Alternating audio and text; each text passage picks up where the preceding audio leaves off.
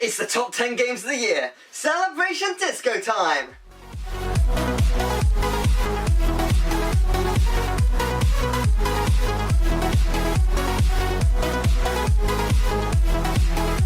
Good.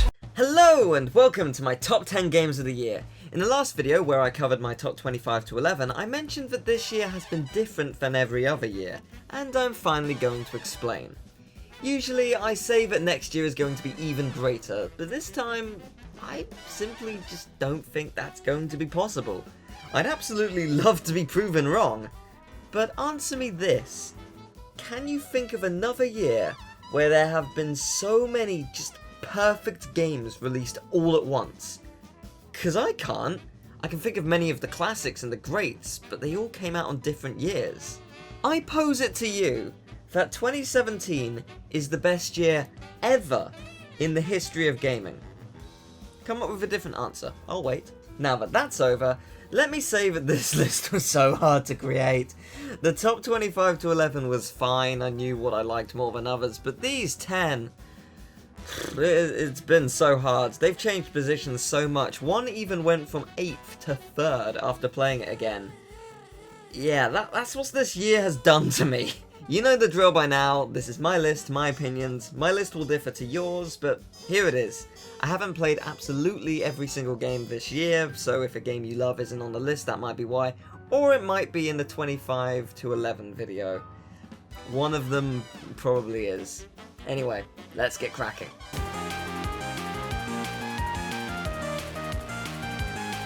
Cuphead is visual orgasmic perfection.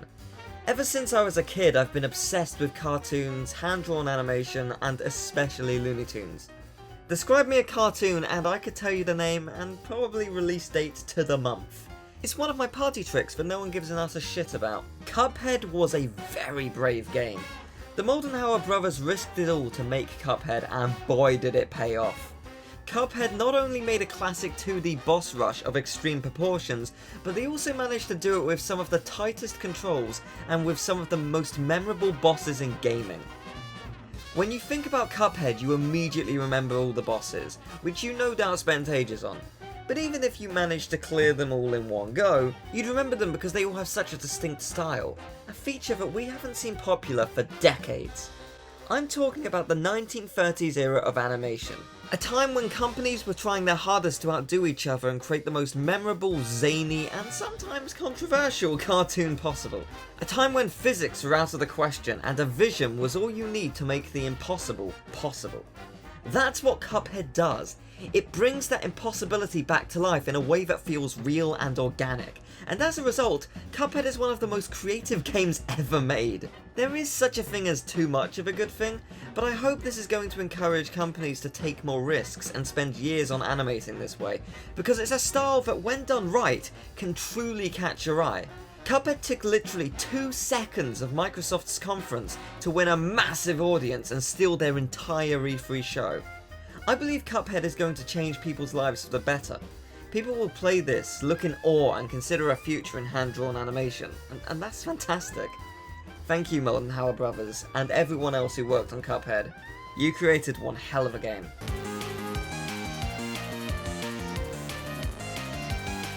For a company to go from creating an FPS title like Killzone to an epic action RPG like Horizon Zero Dawn is a massive challenging leap, but Guerrilla Games succeeded in the best way possible. Beautiful doesn't begin to describe this game. You're thrust into this incredible world knowing very, very little. If you're lucky, you're aware it's a post-apocalyptic world, and that world is way beyond the point of the apocalypse. But this is no ordinary story, and it would be wrong of me to tell you any of the mysteries surrounding this world. Just know that I never saw what this game threw at me coming, and I was pleasantly surprised. But the world aside, Aloy, not fucking Alloy, reviewers, come on. The amount of times I've heard reviewers pronounce her name Alloy. The game says her name enough. She's not a metal, she's a physical tank of a creature who you'll love instantly. Aloy is brave, powerful, and on a mission, and her skill set is just the right amount of epic to create a damn fine PlayStation mascot. She fits right at home alongside the other legends. Oh, And did I mention fucking huge robot dinosaurs? That's enough to sell me right there. Robot fucking dinosaurs. But, oh man, nothing really prepares you for the size and the ferocity of some of these beasts. They're tough. You need to know what you're up against, and there are a million ways to take them down.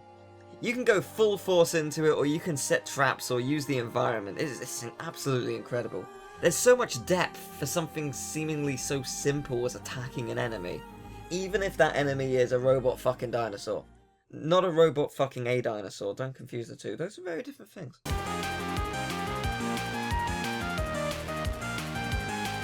Gravity Rush 2 is a game that you just need to play. The first Gravity Rush game is great, but this is incredible. It's better on every single level, and honestly, you don't need to have played the first game to enjoy this, though it does help a little. You are the incredibly adorable cat, with a K, who, with the help of her cat Dusty, can mess with gravity, and my word, it's glorious! The game is separated into 27 chapters with multiple stories that all tie together, and it's gonna be a very weird but bloody satisfying ride. The thing with Gravity Rush 2 is it just seems to have a bizarre hold on me. The game's fantastic, there's no denying that. The gameplay and combat is super fun to play, the bosses are creative, the story is fascinating and engaging, and the whole world that you can explore every nook and cranny of is just breathtaking.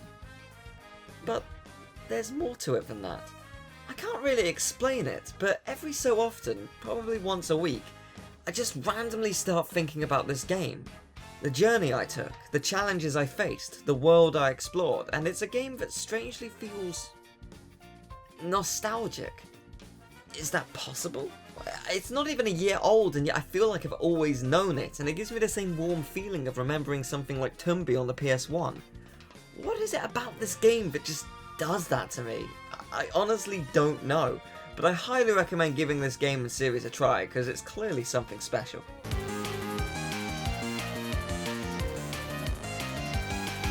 Super Metroid is no longer the best Metroidvania game. Hollow Knight is just an absolute masterpiece. It's hard to describe the absolute beauty of this world, the intrigue, the intricacies, but it's all perfect. For all its greatness of the Metroid series, I find that things like missile upgrades are just placed, perhaps pointlessly so. There's not much about the landscape that gives it away at times. With Hollow Knight, everything from the incredible creatures to the horde of collectibles feels like it's embedded in the world. Nothing is just placed, there's a sense of purpose. And every single location is so radically different from each other that everything genuinely feels fresh and exciting. Or absolutely terrifying if you have a fear of spiders or bees or... Well, I won't tell you what, why, or when, but something in the game triggers a certain event and... oh man, you're not prepared for it. The difficulty will ramp up, but you'll feel like you deserve it. The game has over 30 bosses and not a single one feels similar. Completely different creatures aim to destroy you on your almost ambiguous quest. Unique, challenging, intense, and justifyingly rewarding. That sums up this game as a whole, I guess. But why almost ambiguous? Well, the story is there if you want to find it. Scattered throughout the world is a lot of lore, and lore that you'll want to dig deep down for. Some of the most important pieces to the puzzle is hidden behind ridiculously hard platforming segments, but god they're fun! And if you care about it, the investment is worth it. Team Cherry, the developers, have even released free DLC for the game, adding 4 new bosses. One of them is hard to figure out how to access, but that's the point of a Metroidvania, isn't it? One link leads to another and another until you have all the abilities to find everything. You just have to look. And that's what this game does best. It hides secrets of the world behind phenomenal gameplay with a completely rewarding payoff.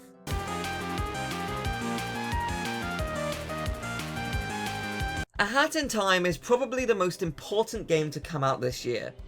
It not only once again proves that under the right circumstances Kickstarter games can succeed, but ignites the fire of 3D platformers returning. Super Mario Odyssey is an incredible game, and spoilers, we'll see it a little later on, but in many ways this is more important and in some ways it's also a little better. Super Mario Odyssey, through all its creativity, does the same Mario thing. Impeccable platforming, but in an Iceland, beach, forest, etc., even if they do jazz it up in this game. A Hat in Time, however, thrives by having incredibly unique ideas in its levels. From a murder mystery on a train, to a genuinely on-edge horror level in a haunted house, to a super fun platforming gauntlet, with bosses which are on par with the greatest from other 3D platformer classics. They're fun, chaotic, fast, and definitely intense. The controls for this game are absolutely perfect. This game was bred for speedrunning, so the movement is totally under your control, and you can do a couple of easy tricks to boost your speed even more. There's also a little hop to completely stop your momentum in a way that's not jarring and is really easy to control to ensure you land where you want. It's perfect. Though possibly my favourite thing is the fact that A Hat in Time has full creative support on Steam. You can create your own levels, and there are a fair few already available to try out for yourself. With a constantly growing fanbase and obviously creative people with a passion for creating, this game technically could become endless given enough time. Or should I say, given enough A Hat in Time? No, I'm really sorry.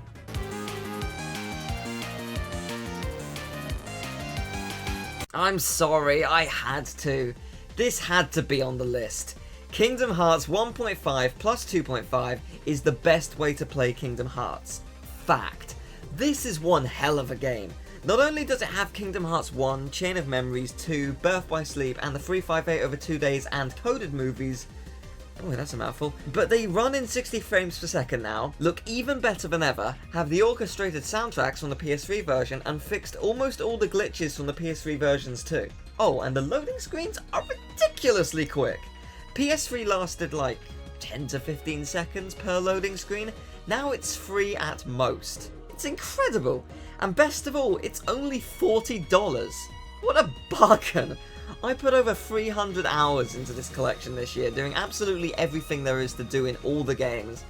And let me tell you, some of the stuff the game demands for a Platinum Trophy is tough, and in some ways, unreasonable.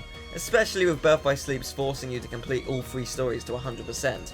All missions, minigames, secret bosses, synthesis, all of it 3 times. That's just harsh. But boy is it all rewarding when you succeed. If you've never tried the Kingdom Hearts series, there's never been a better time with all the games on the PS4 in just 2 very reasonable collections. Give it a go, you won't regret it.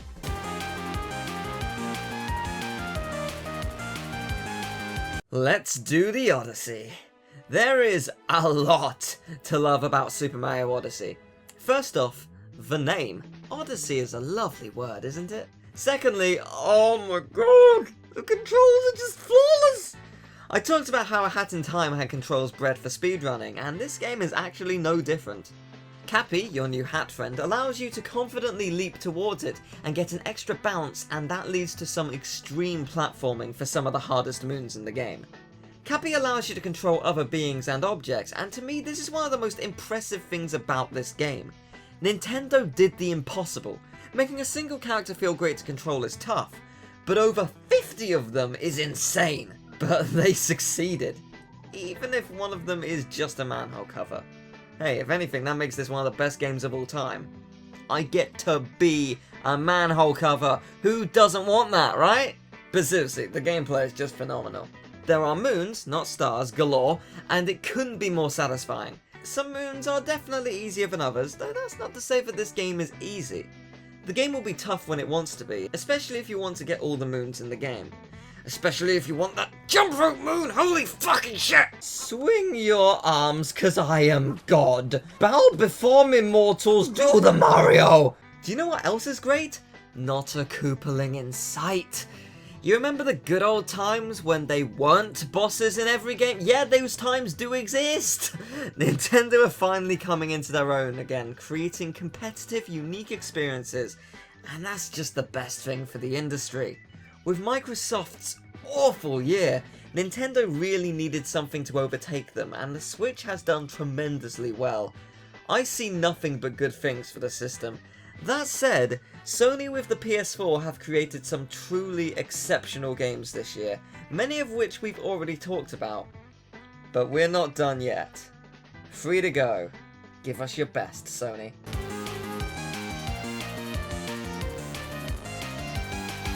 Nier Automata. Wow. Platinum Games never ceases to amaze me.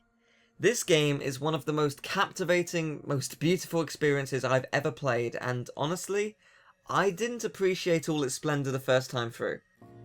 I'm going to make sure I won't spoil a single thing that's important, but here's the rundown. It's the future. There's a massive war and humans have been sent to colonise on the moon until it's safe. Down on Earth, machines reign and androids working for the humans must destroy them all so Earth can be safe once more. This game went in directions I wasn't expecting, and it will emotionally cripple you at times. Prepare yourself for that now. Now, I mentioned that there's something I didn't appreciate. This game has 26 endings, though only 5 of them are real. A through Z, but F to Z are basically joke endings. You die or do something massively out of the ordinary and that will trigger a false ending, and it's pretty great. The 5 proper endings you can't miss. Once you finish one story, the next will start after the credits, and so on. For the final ending, you need the help of the internet. Other players help you survive the credits, literally. After that, something I won't spoil, something that's truly special, happens. You see, the problem I had was my internet back at the time of playing this was slower than deserts, so I couldn't connect to the internet. I was crippled for an hour because of my internet having no connection. This led to anger, which led to me in the moment not appreciating what the game was doing. And the end result is honestly very poetic. You can make the choice the game offers you, or you can go on your merry way. But your choice has some interesting moral consequences either way. It's a fascinating thing. I've never been put in a position of helplessness like I was in this game, during and after the credits. After time to think about what happened and what the game asked of me and what I complied to, I loved it. It's quite beautiful, as I said, in the most poetic sense. Honestly, the game is worth experiencing just for the ending. Whatever you choose, just knowing the ending is a fascinating experience that honestly I'd love to hear about. I want to know your experience with the game, but maybe in a PM. Don't want to spoil the people in the comments, do we? But if you think the story and the ending is all that's worth talking about, oh, how wrong you are. This is a Platinum Games game, which means you can expect nothing but the most entertaining, tightest combat, and honestly most exciting bosses you've ever played in your life. The combat is vast, varied, slick, way faster than fast, even faster than that, and slicker still. Every animation is smooth and detailed. Even moving up and down a ladder is a thing of beauty, and whew, the game will get hard at times. But that's certainly not a bad thing. A small hint for you, don't do a certain mask side quest early, you'll be obliterated by a level 99 boss. Good times! To be fair, it's pretty well hidden. At the end of it all, Nier Automata is an experience worth trying. Whether it be for the perfect gameplay, or the perfect story, or the perfect ending, you'll love what you see and do, and this is what gaming should be about. Creating an experience you just want to talk about with your friends and share your experiences. It's on PS4 or PC. Experience this game, and then make the choice. I dare you.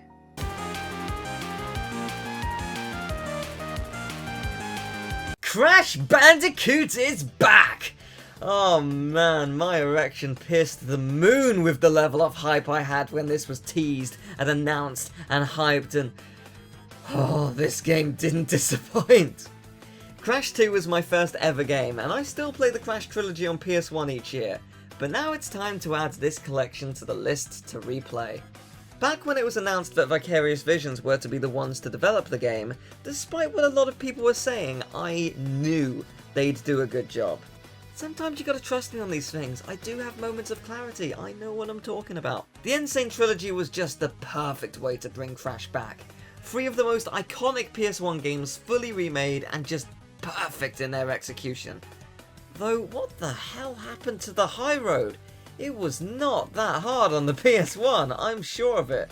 Why was it so bull-bustingly hard? Do you know what was hard though?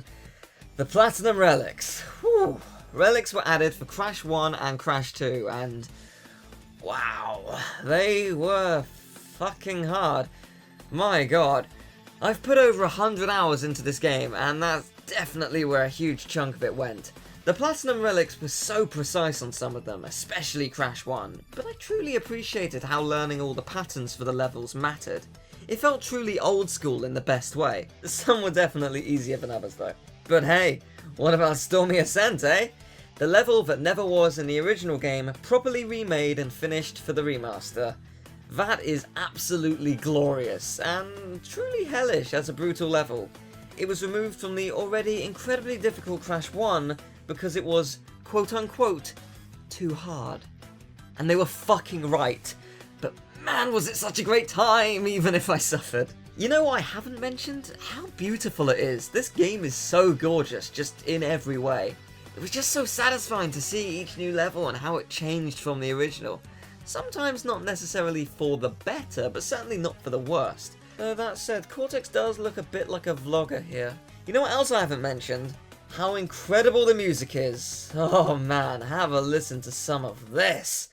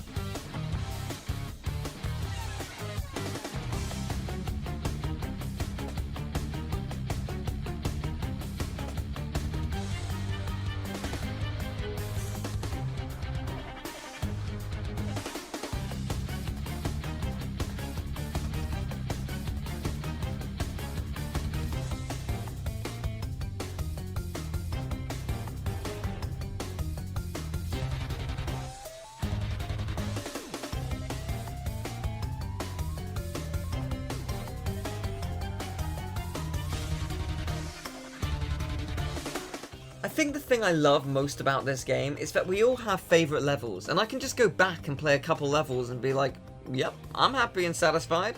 That was really fun to play. Back to whatever I was doing, and I'm done. In fact, some levels I didn't necessarily love back on the PS1, I really love now. Road to Ruin is one of them, the first jet ski level, Making Waves, is another. I found the controls really jarring at first on the jet ski levels, but once I started trying to control it like I'm speeding through, it became really easy and I just fell in love with it. Hopefully you feel the same way about the entire game. Here's the Spyro hopefully being remade, but first, Medieval, baby! Give me that awesome, sexy skeleton Daniel Fortescue gameplay!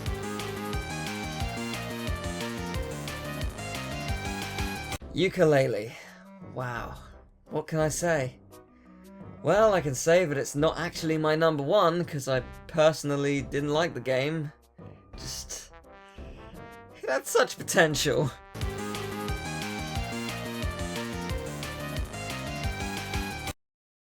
You know, for the memes!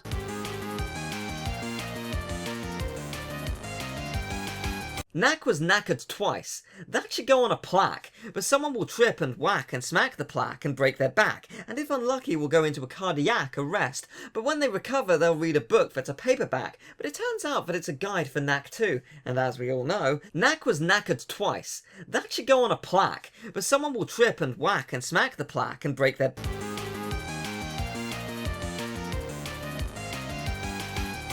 Give a final shout out to Mighty Number 9, the worst backed item that I know of on Kickstarter, that finally delivered its boxed version as a flat pack a whole year after launch. Wow. Alright, on to the true number 1.